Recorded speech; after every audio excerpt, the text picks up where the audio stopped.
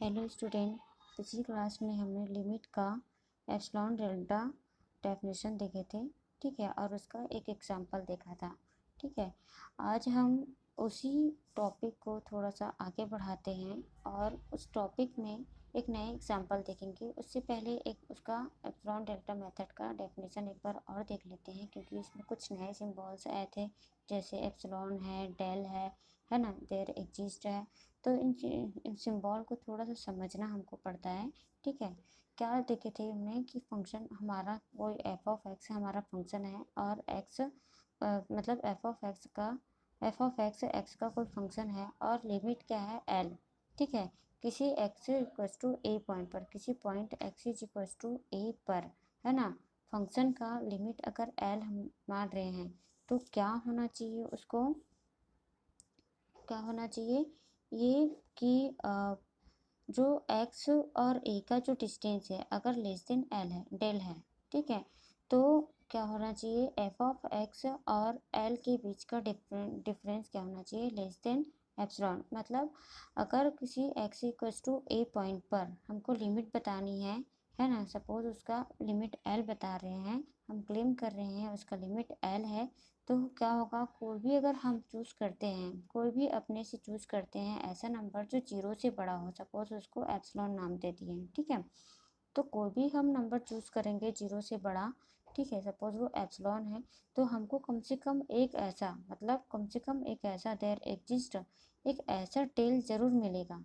ठीक है, एक ऐसा टेल ज़रूर मिलेगा जो क्या होगा, किस कंडीशन को सेटिस्फाई करेगा, जो इस कंडीशन को सेटिस्फाई करता होगा। ठीक है, इसका शॉर्ट मीनिंग बस ये है कि x जब a की तरफ जाता है ना, तो f ऑफ x जो है ना, f ऑफ x जो है वो जाता है l की तरफ।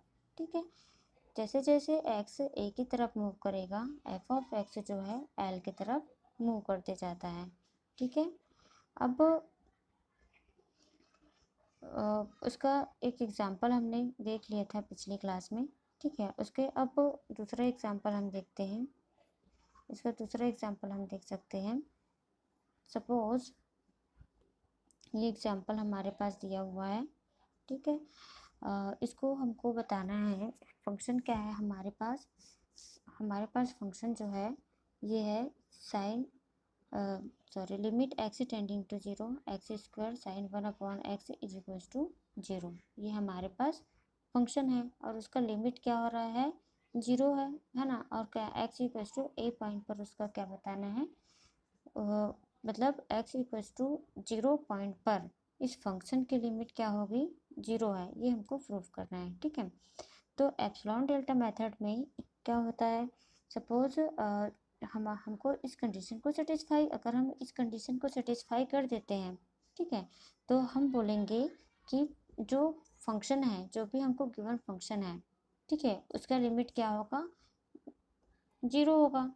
ठीक है, किस पॉइंट पर, x is equal to zero point पर। ठीक, मतलब हमको इनडायरेक्टली क्या प्रूफ करना है, हमको प्रूफ करना है कि जो हमारा ये पॉइंट है, मतलब एक्स इक्वल्स टू जीरो, ए की जगह पर हम जीरो रखें, और एफ एक्स की जगह पर ये रखें, एल की जगह पर जीरो रखें, है ना, अगर हम इस कंडीशन को प्रूफ कर लेते हैं, ठीक है, तो हम बोल सकते हैं कि हमारा जो लिमिट है, जो फंक्शन है, उसका लिमिट क्या हो जाएगा, जीरो हो जाएगा।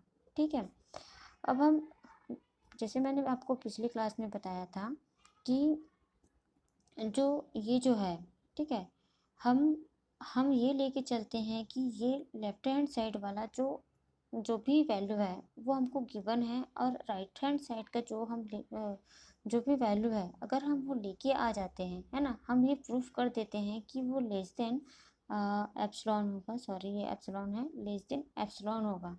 तो ये जो हमको प्रूफ करने का है दिया हुआ है ना, जो प्रूफ करने का दिया हुआ है वो क्या हो जाएगा, प्रूफ हो जाएगा। ठीक है, तो हम लेते हैं इस वाले पॉइंट से स्टार्ट करते हैं, जैसे हमने स्टार्ट किया था पिछले क्लास में भी, mod of x square sine one upon x minus zero, ये टर्म लेके चलते हैं। अब मॉड में हम दोनों को जीरो तो हट जाएगा, तो मॉड सिर्फ इतने इतने के साथ ही आ जाएगा। ठीक है, तो अब क्या करें, मॉड को दोनों को अलग कर सकते हैं। ठीक है, अब साइन की वैल्यू जो है, साइन की जो वैल्यू है, ठीक है, साइन थीटा क्या होता है, less than or equals to 1 होता है। ठीक है, साइन थीटा की value less than or equals to 1 होता है। तो इसकी जो वैल्यू है, इसकी वैल्यू को 1 से रिप्लेस करेंगे तो यहाँ पर इक्वल की जगह हमको क्या मिल जाएगा, less than or equals to का साइन मिल जाएगा। ठीक है, अब ये तो 1 हो गया इंटू 1, है ना। अब ये क्या होगा, इंटू 1 हुआ। तो अब उसके साथ हम क्या करेंगे, ये जो अब हम मॉड ऑफ डेल, मतलब यहाँ से हम देख सकते हैं कि mod of x less than del है। ठीक है, तो जब यहाँ पर एक्स की जगह पर हम जब डेल रिप्लेस करते हैं, ठीक है, तो यहाँ पर क्या हो जाएगा, equal less than or equals to जो था वो चेंज हो जाएगा किसमें, सिर्फ और सिर्फ लेस देन में।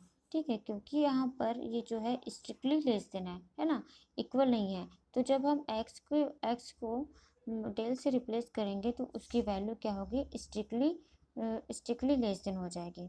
ठीक है, इसलिए हमने यहाँ पर स्ट्रिक्टली लेस देन वाला साइन यूज़ किए हैं। अब एक्स की जगह पर डेल यूज़ किए हैं, और क्योंकि एक्स में स्क्वायर है इसलिए डेल में भी क्या हो जाएगा, स्क्वायर हो जाएगा। ठीक है, अब हम इसके बाद क्या करते हैं, जब हमको ये कंडीशन प्रूफ करके लाना पड़ता है। ठीक है, इस वाली कंडीशन को लाना ही पड़ेगा, मतलब कैसे कुछ भी करके हम लेस देन डेल एप्सिलॉन लेके आ जाते हैं। ठीक है, हमारे पास क्या है, डेल, तो हम यहाँ पर क्या करेंगे, अब डेल की कुछ ऐसी वैल्यू चूज़ करेंगे।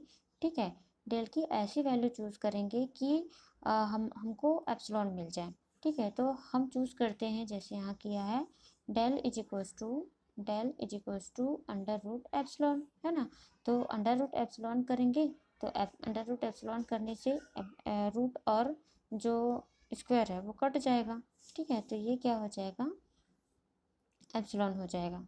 ठीक है, अच्छा, अगर एक चीज़ यहाँ पर और चीज़ है कि हम यहाँ पर एक मिनट,